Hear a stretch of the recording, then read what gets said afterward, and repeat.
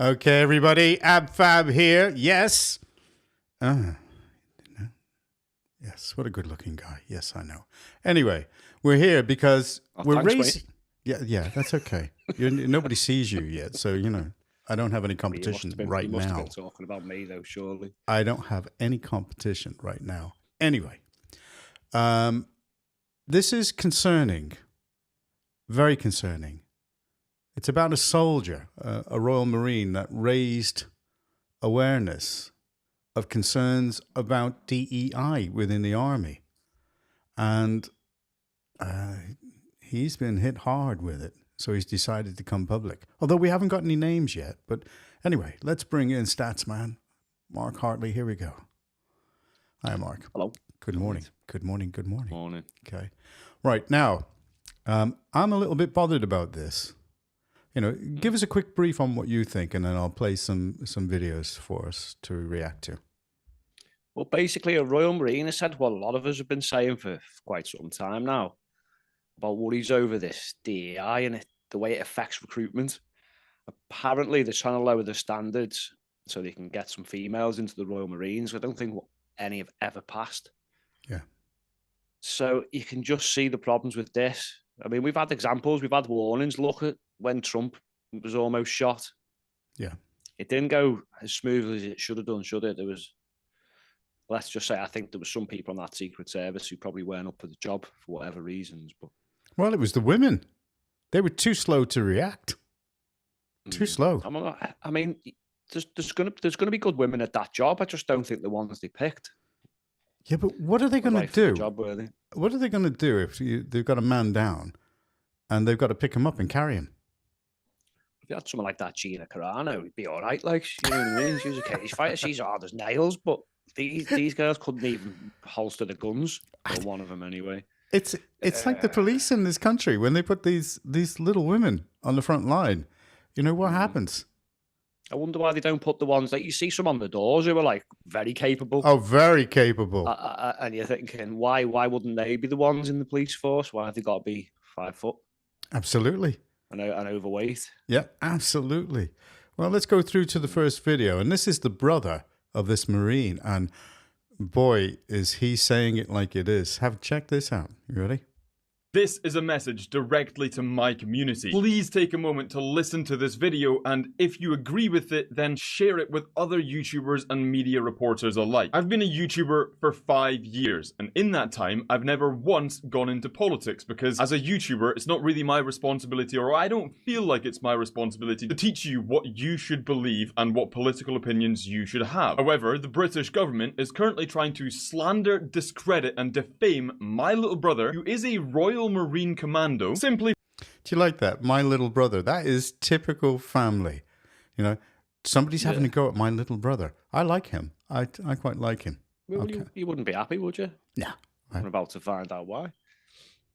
Opposing something that he felt personally would result in the death of Marines. Now, by making this video and by standing with my little brother, the British government will most likely come for me next. They may have this video removed, they might have both my channels demonetized, and they'll probably try and dig up some dirt to discredit me. I want them to know that there is nothing I won't sacrifice for my family. So, with that being said, what's actually happened? My little brother expressed some concerns over... That was great. There's nothing that he won't do for his family. That's exactly the way things should be. I like him even more. Okay? Let me just take that back just a little bit. Just a second. My little brother, who is a Royal Marine Commando, simply for opposing something that he felt personally would result in the death of Marines. Now, by making this video and by standing with my little brother, the British government will most likely come for me next. They may have this video removed, they might have both my channels demonetized, and they'll probably try and dig up some dirt to discredit me. I want them to know that there is nothing I won't sacrifice for my family. So, with that being said, what's actually happened? My little brother expressed some some concerns over dangerous DEI policies within a corps of Royal Marines, and he made a petition to express those concerns. 1,000 Royal Marine Commandos signed that petition within 24 hours, and then the petition was taken down, and the chain of command circulated messages saying that it was Russian disinformation. It wasn't Russian disinformation, it was my little brother and 1,000 Royal Marine Commandos. So what did the Ministry of Defence decide to do? Well, instead of addressing the problem that all of these Royal Marines Commandos had signed up for, instead what they did is they started a witch hunt to try and locate the individual that started this petition so that they could make their life hell. One of the ways they did that was Marines were literally taken into bright lit rooms and interrogated to try and give up one of their brothers. And yet guess what? Nobody gave him up because... That's... Haven't we seen this before? Don't deal with the problem. Let's just deal with the symptoms. That's right. Wow. Rinse and repeat the same old failed thing. I mean, what does it tell you about the chain of command? You know, they are activists. They're political activists. Do you know, I can see his concerns. All right, it can be women now, but what about women with penises? That'll be next. It will though, John, won't it? Yeah. They've already weakened the armed forces with regards to numbers. Now they're going to diminish the quality. But can it be intentional? intentional? He's sending troops to Ukraine, does he? Yeah, right, whatever. But could it be intentional that the reason why they're doing it? Because, you know, they're stripping us of our ability to fight back. Because the freedom of speech, which they say that we have, we really don't have. Because what we have is freedom to express opinions as long as it falls in line with government thinking. It's as simple as that. And if you come too close to the edge, like these guys are, then, yeah. Now, a little bit more before we get to the brother. Well, but just go on. Answer your question. Yeah, I think part of it's stupidity because we know how absolutely thick these people are. It's ideology over common sense. And some of it is probably to weaken us, and then we can be reliant on a European army or NATO and stuff like that. You know what I mean? It's like our politicians. They don't want to govern anymore. They want to palm it all off to the EU and stuff. Yeah, arm's length. Arm's length. Here we go. The bootnecks have got principles, something the chain of command could take a lesson from. Now, after weeks of intimidation and threats, my little brother began to feel bad for his friends, for the guys around him who were all being threatened and intimidated by the Ministry of Defence. And so he went to his chain of command, put his hand up and said, it was me that started the petition. And so what did they do? Well, they flew him down to the main mod Ministry of Defence building in London on the other side of the country and interrogated him, where they threatened him, his career, and his family. Well, guess what? I'm his family, and I'm going to shine a light on your total abuse of power, you shameful, pitiful, weak cowards. Now, after... I wouldn't have said that. I put on a tweet on X to say that it just shows what kind of shit we've got in this country at the chain of command and right up to the top of the political chain. I mean, how the hell are they actually doing that to this kid? You know, he's dead right, isn't he? Yeah, look, absolutely. John, the defense of our country is not something you should be messing around with. Correct. Like, as he said, these people, he missed the word traitors. They've betrayed everybody within what, months? Mm-hmm. You can add soldiers to the list of farmers and who else is there. God, there's everyone, isn't there? The elderly parents. You just add them to the never-ending list. These aren't people you really want to annoy. Well, you can find this guy on YouTube if you want. He's the Plastic Scott. Okay. And, you know, he's got some great things to say about going in. But should we go to the actual, get something from the horse's mouth? Have you noticed a lot of people now who weren't talking about politics have now either feel like they're obliged to or they're forced to because it's just interfering in everyone's lives. Why can't the government just stay out of people's business? Well, stay out of people's business as far as, light touch in their lives. But you see, when something like the grooming gang scandal comes up, I saw the other day that the CBS put something up about, a number of white men that had been jailed for 15 to 25 years, for grooming gang scandal, the same as the Pakistani bunch. And, quite literally, I have never seen the CPS do that so quickly at a time. If anybody cannot see that this country has become politicized and that, the whole of the judiciary is actually, they look like activists. That's why in America, that's why in America, Trump is getting rid of them. He's jailing some of them. Absolutely. Why are they going for the ones who do the most dangerous jobs, the ones who do the government's dirty work? Yeah. 'Cause it's not just the Marines. We'll discuss the SAS in a bit as well. Yeah. I mean, these people go and fight the world's scumbags. Of course the they most do. evil people, and we're attacking that. Why have we become so pussy whipped, John? Why have we sunken this low? Well, we defend paedophiles and terrorists. That's right. Against our own people. Absolutely. Wow, what a traitors. You know, and we've covered it as well, where they're actually spending billions of taxpayers' money housing migrants when we have a housing crisis for our own people. I mean, it's absolute madness. Let's have a listen to what the main guy said. Now, this is his brother, all right? And this is a long one. We won't play all of it, but have a listen to this guy, because I just think he's so genuine. There's no names here, but there was a big story run in the Telegraph about it, so it has to be real, because otherwise the Telegraph wouldn't run it. I'll tell you. Here we go. Talk to me about what's happened. Okay, I'm concerned about a particular issue where I work in the Royal Marines. I voiced that concern, and now I'm being treated like a terrorist and a criminal by our political establishment that is coming down on me and other people that are concerned about this issue like a ton of bricks. I made a survey about a particular issue that Marines are concerned about.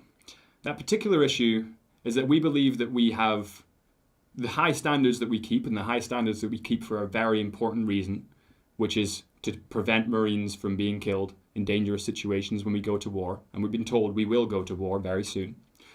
We are concerned that those high standards are being dropped and selectively dropped. Did you hear that? Yeah, no one's going to know war. We wouldn't be able to fight for 5 minutes, the amount of troops we've got. Well, that was interesting. Mate, that was interesting. Compared to what's on the front lines in Ukraine, but carry on.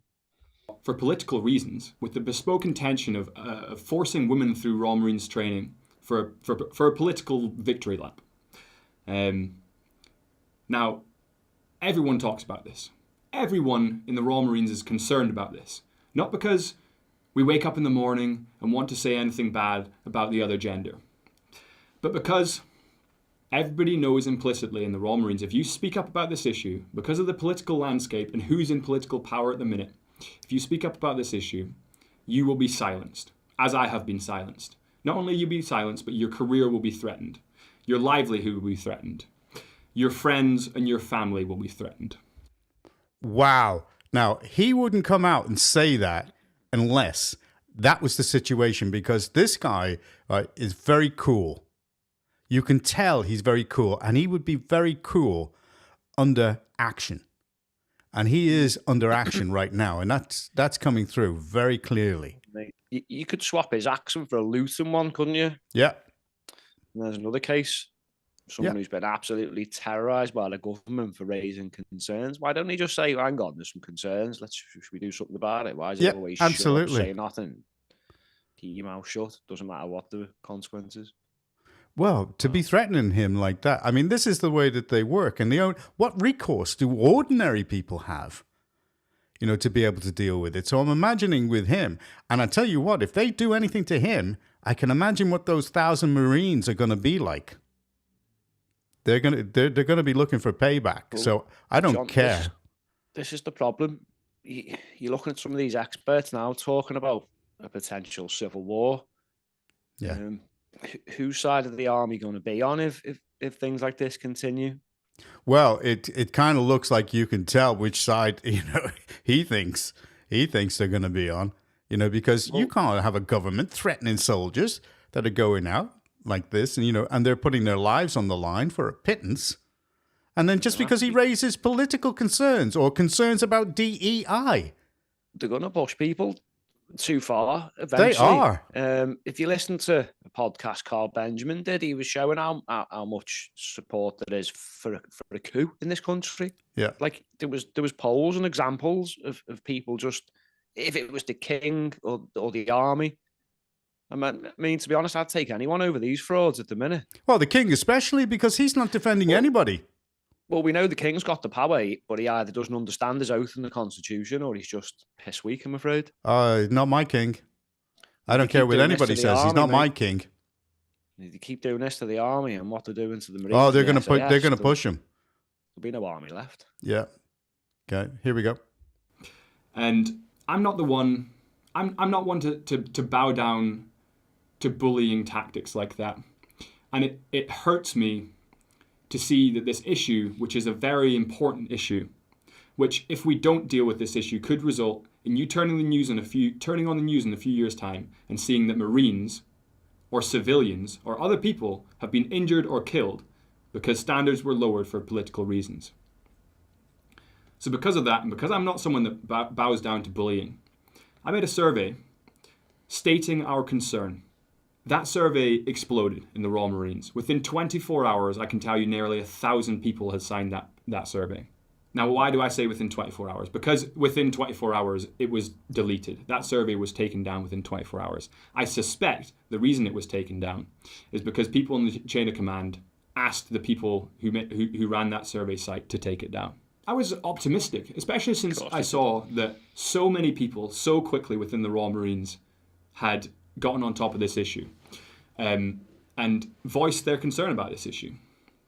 So I was optimistic to see that potentially maybe the chain of command will take, like, that's at least a third of the corps, or maybe a third of the corps within a day that have voiced a concern about this issue. I thought maybe they would actually take us seriously. Like, I suspected they wouldn't, but after the amount of people that signed it, I was cautiously optimistic that they might take this seriously and look into it. But within no time, fear-mongering starts being pushed out, saying that it was Russian misinformation, saying essentially what is now a meme, in saying it was Russian bots. Well, I can tell you it wasn't a Russian bot. It was me. And the people that signed it were not Russian bots. They were Marines. Hang on, they've moved on to Indian bots. They're way behind the times. Sure. But he's not bothered, is he? I mean, I don't think we need to go on. We can tell you a few more things about other things that have gone on. Don't mess with these army boys. And do you know what? These tactics they use don't work because we know there's a problem, right? Yep. And they know there's a problem. We know they know there's a problem. So who do they think they're fooling by trying to cover this stuff up? Same with the rape gangs. It's the same with everything. Yeah. It's like, again, they're just lying to themselves. Yeah. It's quite embarrassing, but it's extremely worrying when. Do you want me to move on to more persecution of soldiers? Because the SAS are now also complaining that they're at risk again of prosecution. Now, Labour's plan is to repeal the Legacy Act, which was to stop the SAS being prosecuted for things that happened in Northern Ireland. Apparently, Hillary Benn's behind this, and the Secretary of State has in April extended the time frame for legacy investigation reports and began the process by laying a proposed draft remedial order under the Human Rights Act to repeal this act. There's also campaigners for the IRA families have told that they'll be able to prosecute. Yet some of their scumbags are all free to go. They got a free ticket. I'm just going to explain the madness of some of the judges' decisions. These are judges who are trying to make decisions on wartime. So a judge found that 4 IRA members who were shot by SAS after they just attacked, I think it's Colesland Royal Ulster Constabulary Station. So they just had a gun attack on a police station in Northern Ireland, and the SAS were waiting for wherever they'd ran off to. And then there was a gunfight and the SAS shot them. And the judge says that these people pose no threat. So after they've just shot up a police station, apparently they were no threat. And they're saying they all lied. There was no gunfight. The SAS just executed them. I'm sorry, even if that was the case, they've just attacked the police station with weapons. Yeah, absolutely. We're just allowing this to happen. What on earth are these people doing, John? This is what gets me. Just to finish off, right? This guy went on holiday with his family, that soldier, Royal Marine, and when he came back, he was arrested as a terrorist by the authorities. There were 5 policemen waiting for him at the airport. And this is what they're doing. Paul Golding, Tommy Robinson, this guy, everyone's now being treated like terrorists in their own country for raising concerns. Do you know what? Are you going to play something now, are you? No, I was just about to say that President Trump is going to be asked very shortly about giving asylum to British who feel persecuted by this government. I mean, it was that serious. It was raised in a press conference. Yeah, I saw that. All right, by a British, by a British journalist, and she said that's an interesting question, because what he asked was, he said, basically, would it be something that President Trump would consider giving to British citizens to give asylum to them if they feel persecuted? And I think that's the effect of what he was saying. And she said, that's a very interesting question. And she was very positive in her response, because she turned around and she said, I will mention that to him.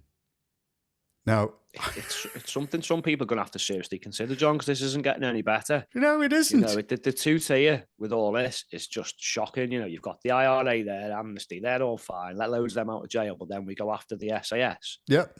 People like Tommy Robinson should probably take that offer up, because they're get just him going to out. repeatedly put him in jail for raising concerns. Yeah. But this week, there's a good little chance to fight back in some of these local elections. So we get out this week, send them a message, get them out. Do you know what I reckon? Labour are going to get screwed harder than Bonnie Blue this Thursday. John. Well, here's something for you. This is because we're going to be coming on later on, to actually have a few comments on these things. But, here's a taster of what's going on later on. Reuse that joke later for anyone who wasn't watching. What about the one where we actually turned around and I said that breaking news, Gazelle is to emigrate and he's leaving the UK to go to Birmingham? Well, it does resemble a third world shithole these days, doesn't it? It does. All right. This is one of the candidates. This is Karen Shaw knocking on the door with Hilary Benn. Here we go. Here with Karen Shaw, the Labour candidate in the by-election. Bye-bye. No chance of me giving Good. my vote. Now, if it was Zahra Sultana, happily. But I can't stand the man, wouldn't vote for the man. I'm going green. Bye-bye. Okay. That was good. Yeah, it was good. You turn up with that traitor we've just discussed, who's trying to stitch the SAS up. I'll see you later. Yeah. You've got a woman's name. Wow. Then again. Bad lady. I can't, anybody that's voting Labour now, have got to see a psychologist, but also they've actually got to admit that they're being traitors. They're being traitors to their own people in this country. So voting Green. So that sounds like they were possibly Labour at one point then. Well, definitely on the left. Well, otherwise they would have been like a voting reform or. Well, the truth of the matter is that no Labour candidate goes knocking on a door just in an ad hoc fashion. They normally have a list of people that they feel that they're going to get a positive response from. The few days before, don't they? Because they just go around to assure the vote and they still voting for me. And that's it. So you sit back and you just go, what? But nah. I've had enough of these people, already. Somebody said on that X thing, said, would you go to America if you were offered asylum? I said, in a heartbeat. Well, I wouldn't. I'm staying to fight, but someone like in Tommy's case, where he just can't breathe the persecution, then it might be worth it. At least he can still have a voice over there. And absolutely.